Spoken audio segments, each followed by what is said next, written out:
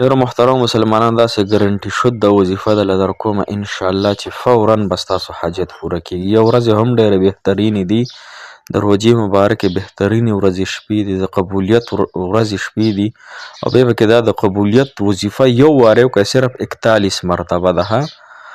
41 مرتبه ده صلی الله علی محمد استغفر الله طریقه یې واورئ انشاءالله. ستاسو چې کوم غټ دی او که وړوکی دی، که پټ دی او که ښکاره دی، که ډېر غټ مشکل دی او که ډېر وړوکی دی، انشاءالله که سمندرفار دی او که په خپله ځمکه باندې دی، الله تعالی به تاسو له دا حاجت انشاءالله د خپل درد نه پوره کوي. خو که چا په دې وظیفه باندې عمل وکړو، چا دا وظیفه وکتله، یو مولانا صاحب دی هغه قسم خوري چې موږ ته دا خپل استاد ښودلې ده. صحیح ده؟ نو انشاءالله زه هم تاسو ته ښیم انشاءالله بهترینه وظیفه ده، اسانه هم ده. تاسو اسانه هم غواړئ او بهترین هم غواړئ، نو دا وظیفه اسانه هم د صلی الله علی محمد استغفر الله او 41 مرتبه ده. او بیا په دې طریقه باندې وکئ، په دې ټیم باندې وکئ چې څه غواړئ هغه به راته الله جل شانه انشاءالله ضرور درکوي. ځکه چې د الله تعالی نه کم انسان هم په دې الفاظو سره دعا غوښتلې ده. دې کې خو یو د رسول الله مبارک باندې درود شریف دی، یو پکې استغفار دی، استغفر الله ده.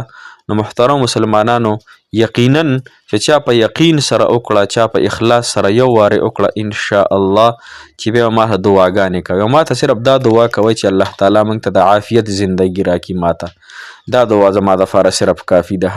نور هېڅ څه موږ تاسو نه غواړو. الله تعالی دې ستاسو په دې وظیفه باندې حاجات، مشکلات او پریشانی او غمونه او تکلیفونه ختم کی. که دا چا د نکاح مسله ده، که د چا د محبت ده، که د چا د قرضونو ده، که د چا د اولاد ده، که د چا په کور کې جنگ جګړې دي، که چا نه خاوند خفه دی، که چا نه ښځه خفه ده، که دغه رنګې یو رشته ده نه کیږي، مشکلات دي، که دغه رنګې په تا د چا قرضونه دي، یا ستا په چا باندې دي، یا د ویزې مسلې دي، یا مسافر دی او کار نشته دی، یا په مسافرۍ کې ورته مشکلات دي، پیسې نه روزي، یو ته پیسې خوري بل ته خوري، کم چې هم ستاسو مشکلات دي محترم مسلمانانو انشاءالله د هغې ټولو مشکلاتو دپاره دا وظیفه ډېره زیاته بهترین او طاقتوره وظیفه ده، او 100% به انشاءالله الله جل شانه ستاسو په دې وظیفه باندې کار سموي. لہذا هغه محترم مسلمانان کم چې ما اوري او زما وظایف کوي، الله تعالی د دې خلکو له ډېرې خوشحالۍ د دنیا او آخرت ورکړي. موږ به تاسو له څه درکړو، تاسو موږ له څه راکوئ، خو دعا هم په وس کې ده. دعاګانې تاسو موږ ته کوئ، موږ به تاسو ته کوو. انشاءالله دا وظیفه در سره خامخا وکړئ. السلام علیکم ورحمة الله وبرکاته. ډېرو معزز او محترم او قابل قدر مسلمانان ورونو خویندو، هغه مسافر کم چې بهر وطنونو کې دي، دغه مسافر د الله تعالی کامیاب او کامران کړي، دواړو جانو خوشحالۍ دي د ټولو مسافر او ټولو نارینه او زنانو په نصیب باندې شي. بیماران ته هم الله تعالی صحت کامله عاجله ورکړي، او پریشان حال ته الله تعالی ټولې پریشانۍ ختم کړي.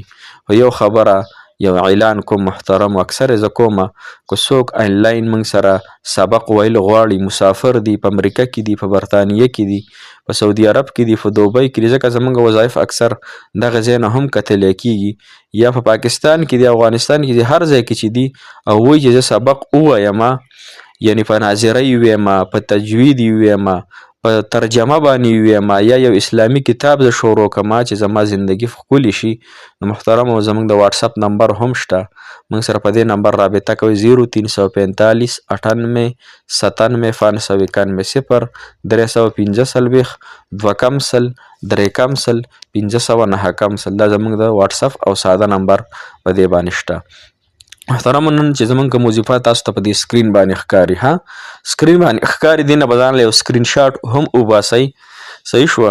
ځکه چې تاسو ته یاده وي، او په دې وظیفه باندې تاسو انشاءالله عمل وکئ، په دې باندې تاسو توکل وکئ، ځکه چې چا هم په الله تعالی توکل کړی دی محترمو، هغه انسان الله تعالی کامیابه کړی دی، په دواړو جهانونو یې ورته خوشحالۍ ورکړي، او دغه انسان په قدمونو کې کامیابۍ پرتې دي. نو چې کوم انسانانو ته حاجات دې نه پوره کېږي، ډېر وظایف یې وکړه، نو دا وظیفه مې دله انشاءالله بهترینه راوړې ده د حاجاتو دپاره، د مشکلاتو دپاره. دا وظیفه تاسو انشاءالله خامخا وکئ. طریقه یې دا ده محترم مسلمانانو چې هر وخت یې کوئ، تاسو ته اجازت دی چې کم وخت تاسو فارغه وي هغه وخت کې وکړه، خو شرط پکې دا دی چې په اخلاص یې وکړه، په صحیح عقیده باندې وکړه، په توکل باندې وکړه او په یکسویۍ سره وکړه. یکسویۍ دې ته وایي چې یوازې والي کې وکړه، تنهایۍ کې وکړه.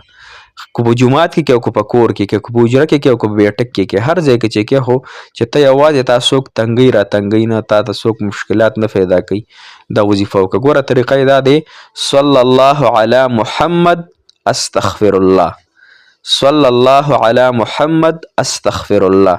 دا به 41 مرتبه وي. څونه؟ 41 مرتبه، 41.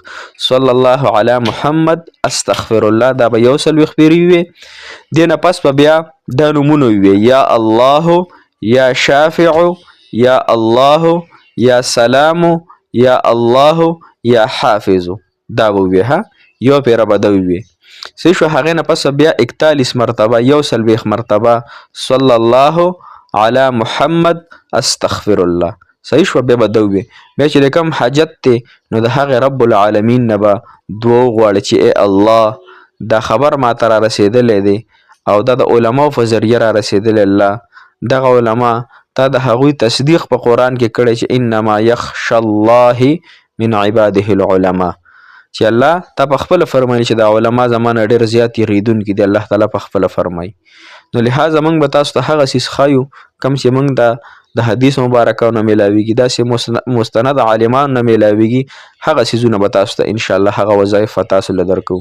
نو دا هم موږ ته یو مستند عالم نه د درویش یعنی په دغه پېښور کې یو مدرسه د هغه یو عالم دی، فاضل دی، او هغه فرمایي چې موږ ته خپل استاد دا وظیفه ښودلې ده او قسم یې د الله تعالی په ذات زموږ استاد خوړلی دی چې دا وظیفه چا کړې ده نو الله تعالی د هغه انسانانو حاجتونه پوره کړي. نو محترمو، ما چې کله دا خبر ما ته راورسېده نو ما وی زما کتونکي مینوال ډېر زیات پریشان حال دی. یقینا زه ستاسو د پریشانو سره زه هم پریشان یم چې ستاسو حاجات پوره شي، ما ته ډېره خوشحالي میلو شي. او چې ستاسو حاجات نه پوره کېږي او سر ما ته په کمنټ کې یا واتساپ باندې خلک وایي چې موږ ډېر وظایف وکړو خو الله تعالی زموږ حاجت نه پوره کوي. نو محترم، موږ صرف ویونکي یو، باقي الله جل شانه به ستاسو حاجاتو له وجود ورکوي. الله تعالی مشکل کشا ذات دی، الله تعالی حاجت روا ذات دی. نو چې زما ستاسو یقین صرف د الله تعالی په ذات باندې ها او د الله تعالی په صفاتو باندې چې الله تعالی په خپل حکم ارادې سره هر څه کولی شي. مخلوق د الله تعالی د حکم او ارادې نه بغیر هیڅ هم نشي کولی. ها، ټول په ټوله مخلوقات الله تعالی ته محتاج دي. الله تعالی کې تنها ذات ته هیڅ چاته محتاج نه دی. دا زما ستاسو عقیده وي، دا زما ستاسو په الله تعالی باندې توکل وي، انشاءالله الله تعالی به زما ستاسو حاجات پوره کوي.